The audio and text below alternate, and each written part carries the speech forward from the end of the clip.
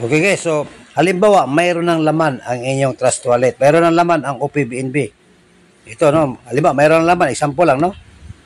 So paano ka mag-register? Click mo ito, tapos i-paste mo yung link sa nag-invite sa'yo or kung ano bang binigay niya na link.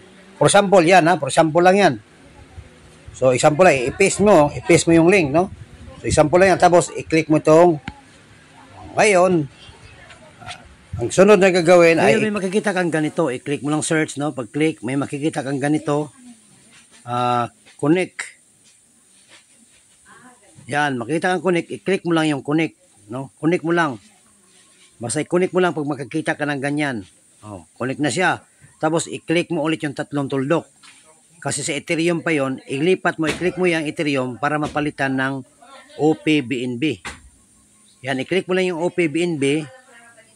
Tapos, babalik ka ulit sa tatlong tuldok kasi i-desktop mode mo. I-desktop mode mo talaga pag mag-login ka. So, ganyan, i-connect na naman. Kasi kanina, Ethereum ngayon, i-connect sa OPBNB. Click mo lang yung connect. O, yan. Pag-click mo sa connect, ganito na ang lalabas, ganyan. So, ang sunod, i-click mo na lang yung register. Pagkatapos, hintayin mo lang, i-click mo yung approve. Pag-click mo sa approve, okay, so lalabas na para tandaan na activated, may number na, may user ID na. So, yan. Activated na yan.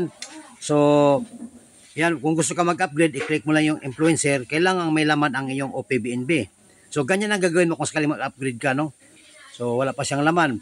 So, ang sunod ay i-click mo itong referral link. Yun ang referral link mo. Yun ang magsisilbing ipasa mo sa mga kaibigan mo yan, sa mga prospect mo. Okay? So, sana may natutunan ka sa ating video presentation.